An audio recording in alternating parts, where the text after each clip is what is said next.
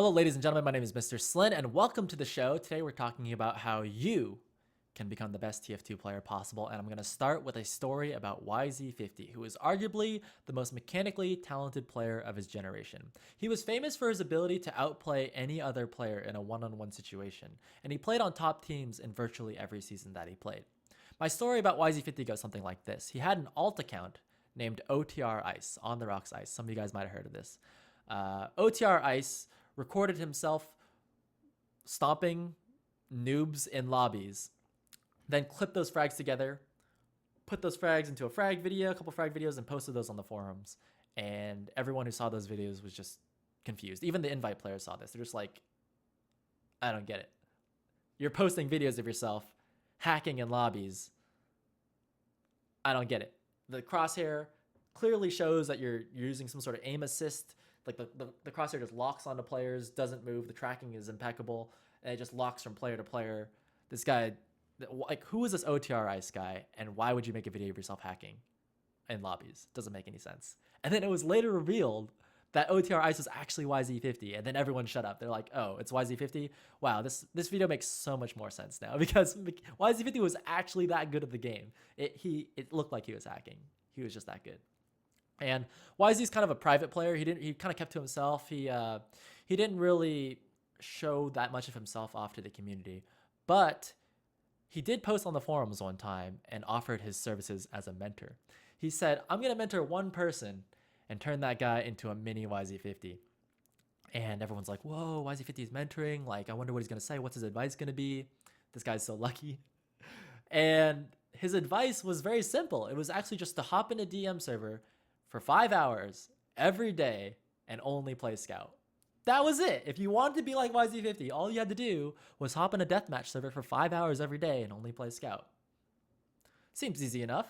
The truth is, the steps that you need to follow in order to improve at any skill are very simple in nature. Mastery of a skill is usually overcomplicated by teachers and theorists, and a lot of the new players who go online and look at guides and look for help on topics about how to improve at some things, they usually, it's hard for them to tell what's right and wrong.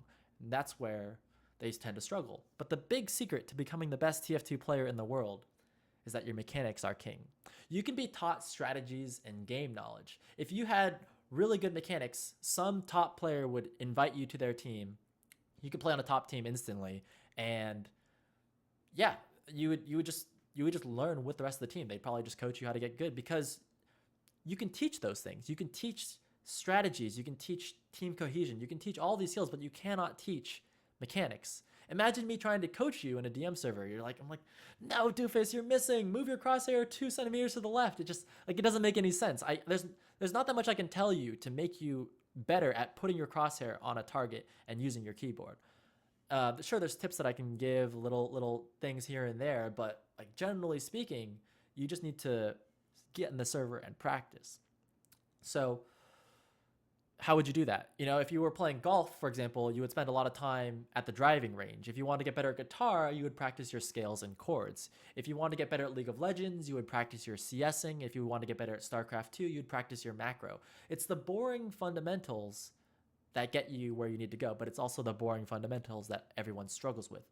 Most new students that are new to the game struggle with those fundamentals because they want to skip immediately to the fun part. They want to skip to the part of the game where you're strategically making moves and, you know, analyzing opponents and outplaying them and doing that sort of thing. But none of that is worth knowing if the time comes and you're unable to execute the play itself. Imagine if you're like a scout and you sneak behind the enemy team and you get into the right position and you're perfectly behind the enemy medic. They don't even know that you're there, and you're right next to the medic now, and it's time to kill him, and you miss the crucial double meat shot that you need to hit in order to take the medic down. How embarrassing would that be? See, it's your mechanics, your fundamentals, your deathmatch ability that are the basic building blocks that you need to hone in order to be successful. Fundamentals are the reason why a Seagull was immediately good at Overwatch. It's the reason why Shrugger's first season of ESEA was an intermediate. It's the reason why players who in their prime were considered the top of the game, like players like Banny, Ruin, YZ50, these guys did not lose in MGE. It's because they had exceptional mechanics and they put in the time to make sure that those mechanics were high. They made sure that they maintained that level of skill. There's no substitution for proper practice. There's people who understand this and they realize that you can't cheat your way to mastering a skill. And that's the reason why skill is so highly valued. Anyone can improve at a skill. Anyone. It's true that genetics play a role in your ability to get good at something. For example, you don't see me being a football player anytime soon, but if I really wanted to be a football player and I really put my mind to it, I could potentially be a good football player. Like there's a 5'7" NBA player who won a slam dunk contest. Just last week, there was a blind man who beat Ocarina of Time. And in October, a transgender woman won Holland's Next Top Model. So these are some pretty extreme examples of how people overcame their genetics to achieve a goal. But for most people, it's as simple as, oh, I have bad eyesight, so I'm going to wear glasses. It's nothing too crazy. For the most part, we're all given, the same things: 2 hands, 2 eyes, and yeah, let's play video games. So you shouldn't let genetics get in the way of something if you really want it. If you really want something, you can get it. So if genetics are not the primary factor in determining your success, what is? There's 2 keys that I think that affect your ability to improve, and that's your ability to invest resources and your discipline. So let's talk about resources first. Your most valuable resource is time. Once you spend your time, it's gone permanently. You can use money to free up time, for example, paying someone to do your laundry or taking a plane across the ocean instead of taking a boat. But money is not a direct substitute for time, okay? I'm going to illustrate this concept with a hypothetical situation. Let's say you had unlimited money. Let's say you were Bill Gates, you had all the money in the world, and you wanted to get as good at TF2 as possible. What could you spend your money on that would make you immediately better at TF2? Well, I made a list of stuff that you could improve, that you could spend money on that would improve your individual performance in order of most to least efficient. Okay, so number 1, the most efficient thing you could do is upgrade your computer. Number 2, you could upgrade your monitor. 3, upgrade your mouse, mouse pad, and mouse bungee. You could upgrade your keyboard, number 4. Number 5, you could upgrade your ergonomics, things like your chair, your desk, your lighting, your room, your space situation, how you're angled. You could upgrade your sound equipment. You could hire talent as teammates or coaches. So, for example, if I hired Banny to coach me every night, or if I was playing on a Sixes team, I could hire like Clockwork to like play on my team or something like that. Or you could purchase performance-enhancing drugs. Or if you had, and this if you had unlimited money, of course, you could research biomechanical technology and then turn your hands into robot arms. Okay, those are the ideas, some of the ideas that I came up with. Now, I realize those ideas are ridiculous. So especially, I'm not encouraging any of you guys to take in performance-enhancing drugs or to turn your hands into robot hands. But I realize that, for many of you guys out there, you don't have the best computers. Like I still have some friends who game on laptops and they just can't afford a desktop or a 120 hertz monitor. You're gonna have to work on that. You're gonna have to get the money together if you want to compete at like the professional level. If you want to compete at the top levels of the game, you would have to like get some money together, get that equipment so that you can compete and have that baseline level that everyone else has who's playing at that level. But if you understand how TF2 works, or gaming in general, or just life in general, you'll understand that spending larger amounts of money will result in diminishing returns. So, for example, a $9,000 computer isn't really much better for playing TF2 than like a $1,200 computer. One gaming mouse won't be drastically better than another gaming mouse. Sound equipment for TF2, as far as like hearing footsteps and sound effects goes, is virtually all the same. And yeah, like the list goes on and on. I mean, you need to spend a certain amount of money to get your equipment to the level that everyone else has. But once you're at that point, money really can't buy you much more than that, unless you buy better robot hands than someone else. But for the sake of this argument, if you can understand the fact that it's possible to overcome your genetics to a certain degree, and if everyone has the certain like baseline equipment that you need to in order to compete, and then you've essentially taken money out of the situation. So then all you're really left with is time.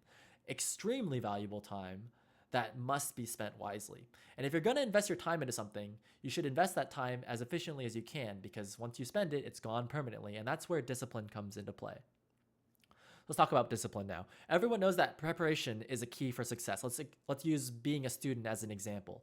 So I think genetically that there's some kids that they're naturally smarter than other kids, but I also believe that if you work really hard, you could overcome that deficiency. And in the case of your equipment, like we all buy the same textbooks, let's say, and we all have pencils and paper to take notes, and we all have somewhere to study. Like you go home, you have a desk and a lamp, or someone goes to the library to find quiet space. We all have generally the same genetics, right? And we all have generally the same equipment.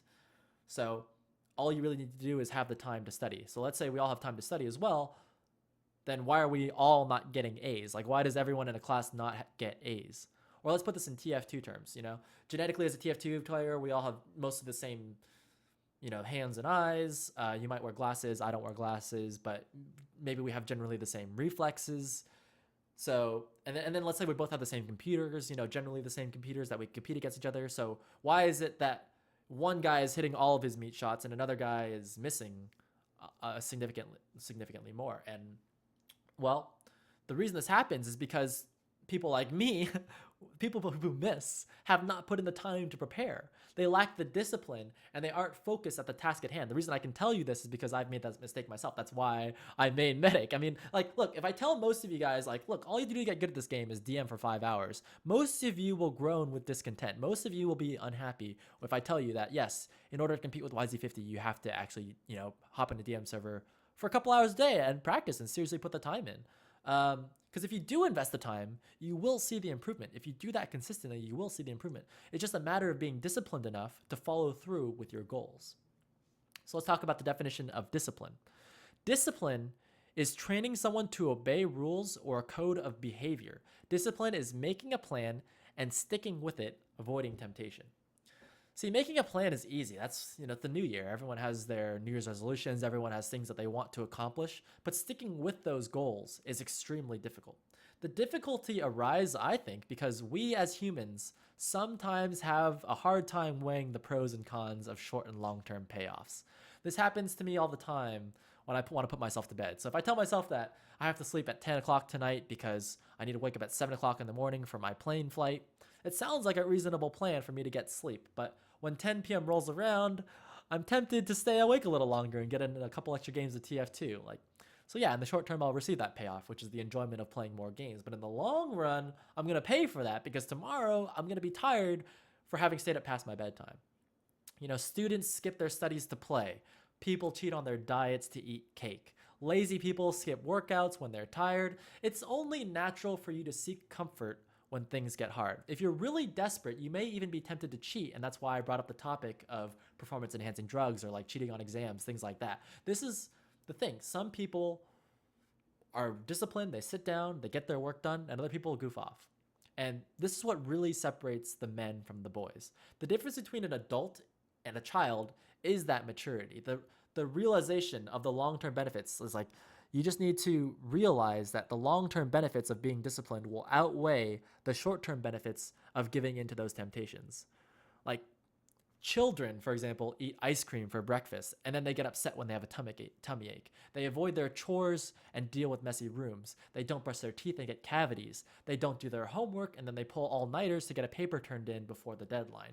Adults have learned from those mistakes. They've been conditioned through failure. Oftentimes, the most experienced person in the room is the person who has failed the most. I guarantee you that Banny has died many, many more times in TF2 than you ever will.